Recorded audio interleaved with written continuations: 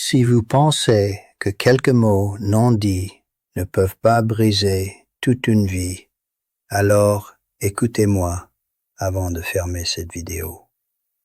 À 81 ans, je ne cherche ni la pitié ni les applaudissements. Je parle parce que j'ai laissé l'orgueil gagner là où l'amour aurait dû triompher. J'ai perdu mon mariage non pas à cause d'une trahison, d'un drame ou d'un manque d'amour, mais à cause de ma fierté et de mon refus obstiné de m'excuser. Si je partage mon histoire aujourd'hui, ce n'est pas pour raviver le passé, mais pour vous éviter de répéter mes erreurs. Ce récit n'est pas seulement le mien, c'est un avertissement, une leçon que j'offre pour que vous puissiez protéger ce qui compte vraiment dans votre propre vie. J'ai 81 ans aujourd'hui et je parle avec la voix de quelqu'un qui a trop longtemps confondu la fierté avec la dignité. Je suis le seul narrateur de cette histoire, non pour me donner de l'importance, mais parce que personne d'autre ne peut dire ce que j'ai tu, ni reconnaître les silences que j'ai choisis. J'ai aimé une femme, j'ai partagé des années avec elle, et pourtant j'ai laissé mon entêtement devenir plus fort que mes promesses. Je croyais qu'admettre une faute me diminuerait. En réalité, chaque refus d'excuse creusait un fossé. Ce récit n'est pas un règlement de compte, mais une confession tardive, une tentative d'éclairer ce que j'ai détruit sans lever la main. Quand nous nous sommes rencontrés, je me voyais comme un homme sûr de lui, façonné par le travail, par l'idée qu'un mari devait être ferme et inébranlable.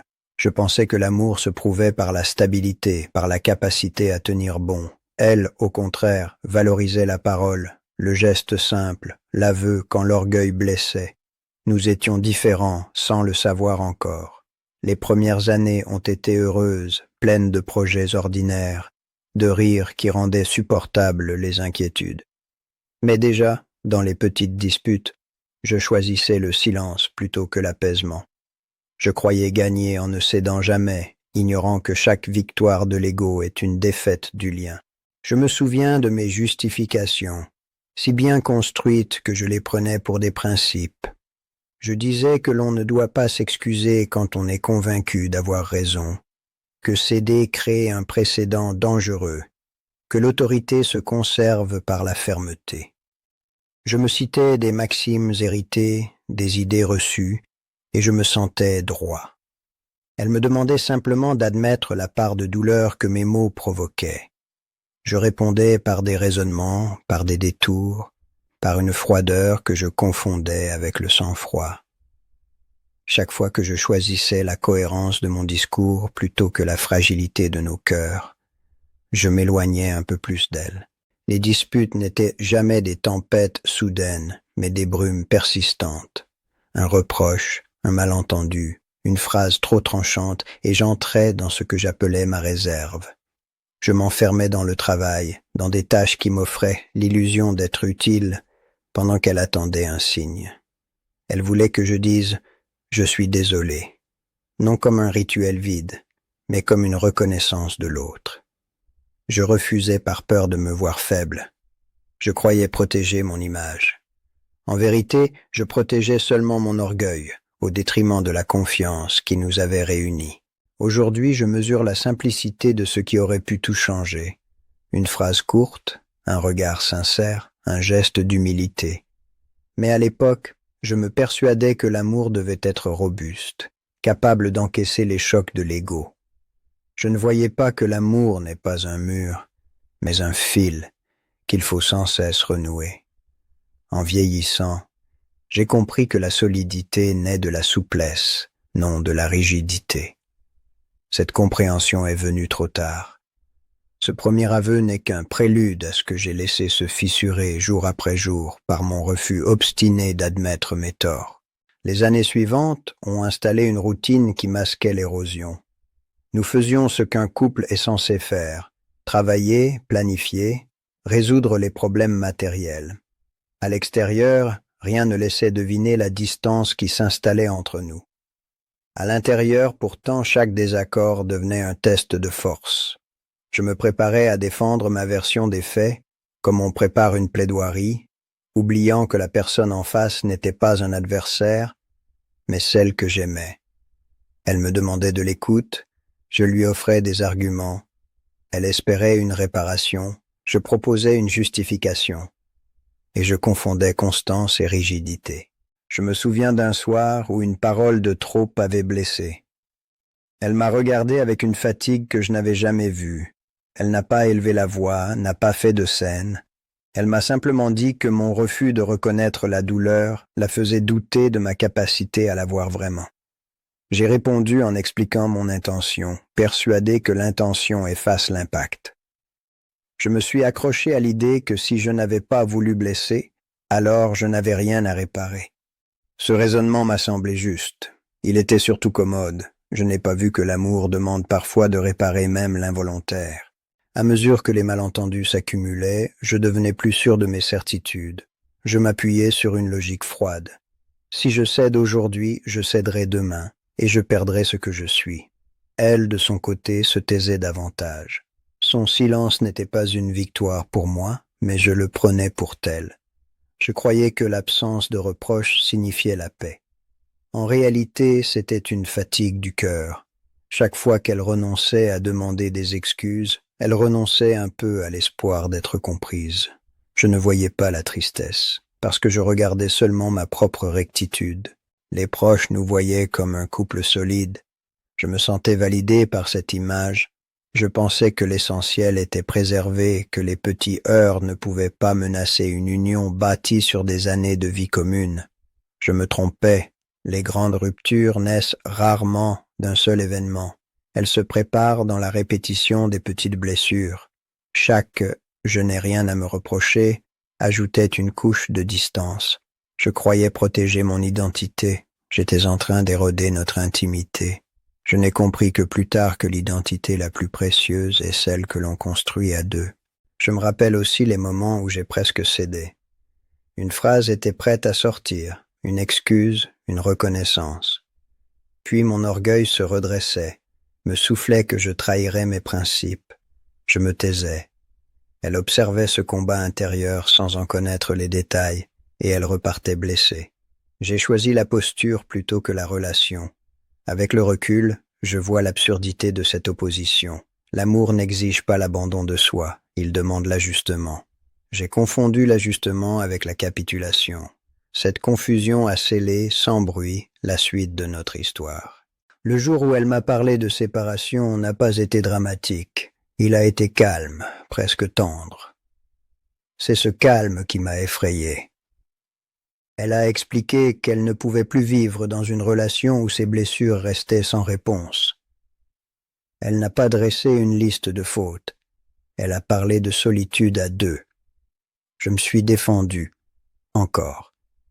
J'ai rappelé les efforts que j'avais faits, les responsabilités assumées, la loyauté quotidienne. Je pensais prouver mon amour par des faits. Elle m'a dit que l'amour se prouve aussi par la capacité à réparer.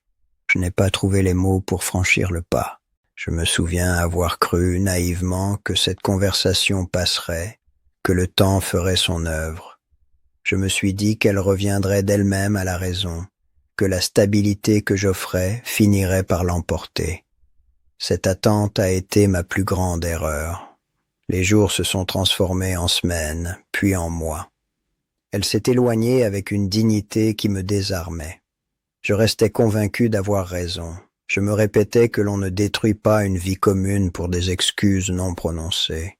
Je ne comprenais pas que ces excuses incarnaient, pour elle, la reconnaissance de sa valeur dans notre relation.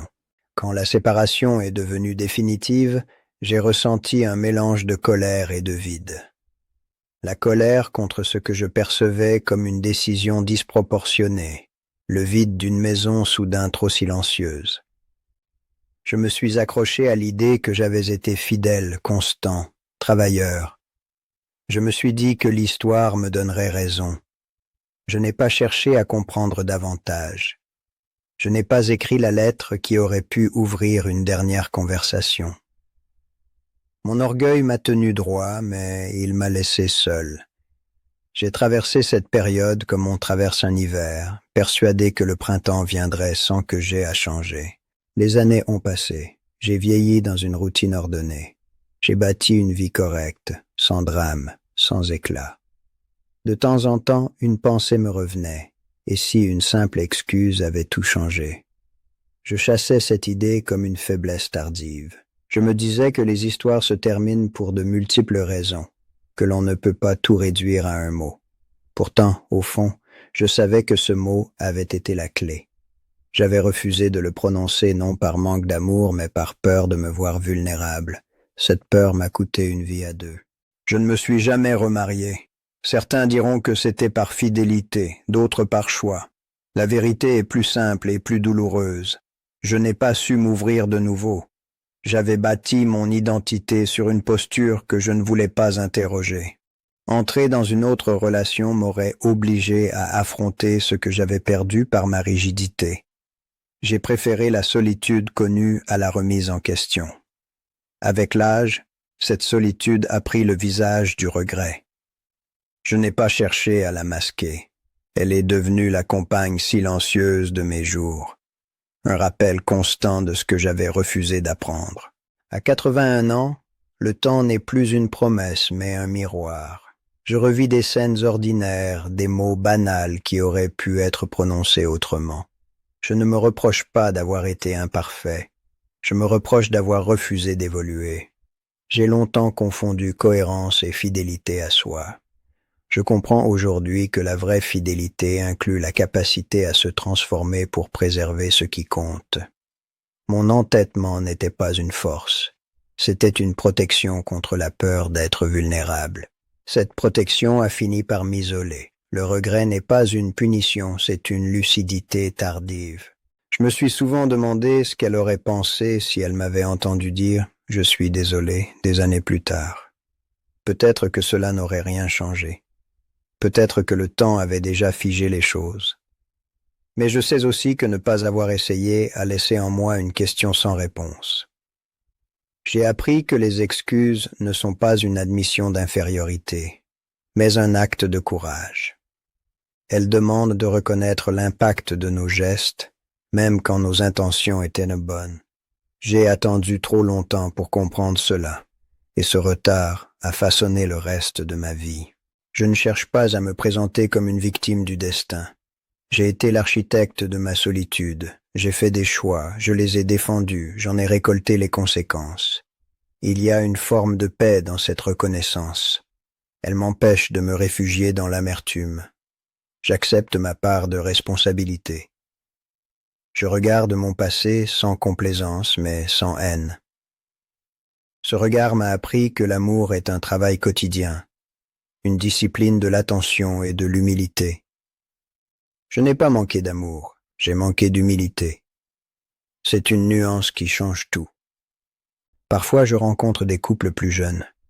Je les vois se disputer, se réconcilier, apprendre l'un de l'autre.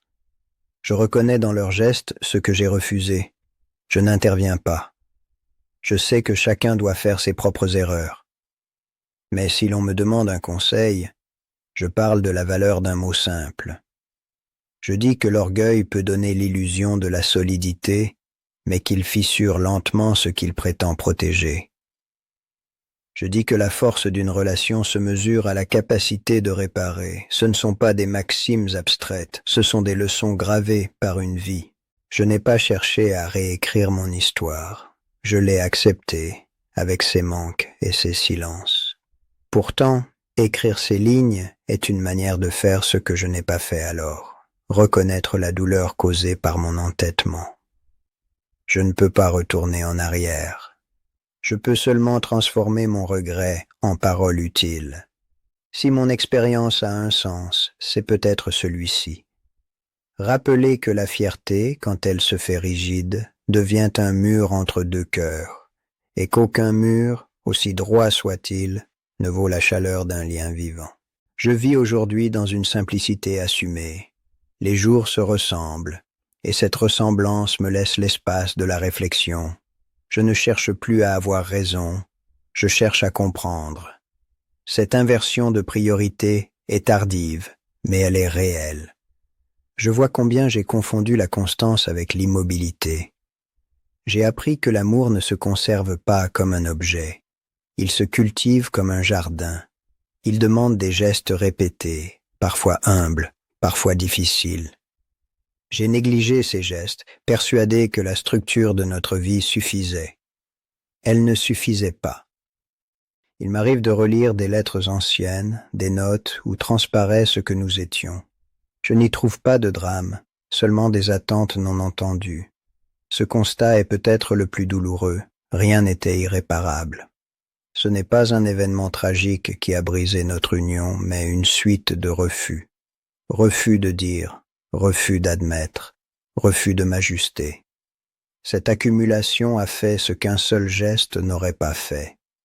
Elle m'enseigne aujourd'hui la puissance des petites choses, dans le bien comme dans le mal.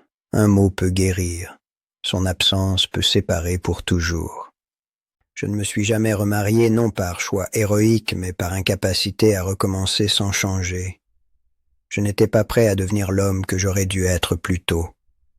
Avec le temps, j'ai accepté cette limite. Je ne me condamne pas, je constate. Et je partage ce constat pour qu'il ne soit pas vain. Si je parle, c'est pour offrir ce que je n'ai pas su donner. Une reconnaissance simple de l'autre. J'aurais voulu comprendre plus tôt que l'amour n'est pas une arène où l'on défend son honneur, mais un espace où l'on protège la dignité de deux êtres. À ceux qui écoutent, je ne promets pas des solutions magiques, je propose une vigilance. Surveillez les moments où l'orgueil se déguise en principe. Interrogez la peur qui se cache derrière le refus d'excuser. Demandez-vous ce que vous protégez vraiment, votre image ou votre relation. J'ai protégé mon image et j'ai perdu la relation. Cette équation est simple, mais je l'ai apprise au prix de décennies de solitude. Je n'écris pas pour susciter la pitié, mais pour transmettre une clarté acquise trop tard. Elle est tout ce qu'il me reste à offrir. Je termine ce récit sans amertume, mais avec une lucidité tranquille. J'ai laissé la fierté détruire mon mariage et je ne me suis jamais remarié. Cette phrase est un constat, non une condamnation. Ma vie a été honorable à bien des égards, mais elle a manqué d'une chose essentielle, la capacité à réparer quand j'avais blessé. Si ces mots peuvent éviter à quelqu'un de répéter mon erreur, alors mon regret aura trouvé un sens. Je n'ai plus le pouvoir de changer mon passé. J'ai encore celui de transformer mon expérience en avertissement. La première leçon est simple et exigeante. L'orgueil n'est pas la dignité. La dignité protège la valeur de chacun. L'orgueil protège l'image que l'on se fait de soi. Quand vous refusez de vous excuser pour préserver cette image, vous sacrifiez la relation sur l'autel de votre posture. Une excuse sincère n'efface pas qui vous êtes, elle révèle votre courage. Elle dit à l'autre, ta douleur compte. J'ai cru que la fermeté me rendait fort, elle m'a rendu seul. La véritable force est celle qui sait reconnaître ses torts sans se sentir diminué. La deuxième leçon tient dans la nature même de l'amour. Aimer n'est pas seulement rester, travailler, être loyal. Aimer, c'est réparer. C'est accepter que nos intentions ne suffisent pas quand nos paroles blessent. C'est préférer le lien à la victoire. Les relations ne meurent pas toujours de grandes trahisons. Elles s'éteignent souvent par une série de petites absences de réparation. Si vous voulez préserver ce qui compte, cultivez l'humilité quotidienne. Dites les mots difficiles quand ils sont encore simples. Ne laissez pas le silence devenir une habitude. La dernière leçon est un appel. Ne remettez pas à demain l'acte de reconnaissance que vous pouvez poser aujourd'hui. N'attendez pas que le temps vous donne raison. Il donne surtout des conséquences. Si vous aimez, choisissez l'ajustement plutôt que la rigidité, la relation plutôt que l'orgueil. J'ai appris ces vérités trop tard, et j'en porte la trace dans une vie vécue sans l'autre. Puissiez-vous apprendre plus tôt ce que j'ai compris trop tard, et transformer vos conflits en ponts plutôt qu'en murs.